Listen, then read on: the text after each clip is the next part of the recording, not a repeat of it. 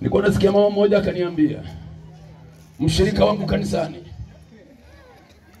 ana mume wake hajaokoka. Yule baba na mtoto wake, naomba unisikilize. Ana mtoto wake wa nje na ile ndoa. Anaishi na yule mama. Baba huyu ndo amezaa yule mtoto. Mama anafanya biashara sokoni. Siku moja akataka kupanda pikipiki, akaona kama anazuiwa hivi.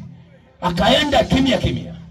Ameenda kimya kimya, akakuta baba mtoto kwenye kitanda anacholala na yule mke wake anafanya tendo la ndoa na mtoto wake wa kuzaa. Dunia imeisha. Kwa nini? Walikataa kuwa na Mungu kwenye akili zao. Kwenye akili zao. Ile tisho ulioho banika. Ulichameka network haipo. Dishi likishakaa tenge, hakuna kuona picha, utaona maruerue. Kweli. Ndio maana mtu yuko tayari kabisa kuchukua mtoto wake mwanoko kubyara hangorinke. Maana watu wamekataa kumwamini Yesu, wamekataa kuwa na Mungu. Maandiko yanasema kama walivyokataa wana dini, lakini Yesu hayuko kwenye mioyo yao. Yaani ukimpata Yesu anakupa hekima kwanza. Amina.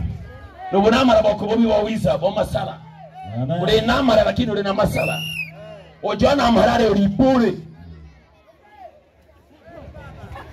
Yaani mtoto wako akuzaa, huyo kangembe nke wako. Mwana wako kubyara. Mirembe nzuko kunu. Umirembe mwana wako hangawa binke. Fenya chera gakomero.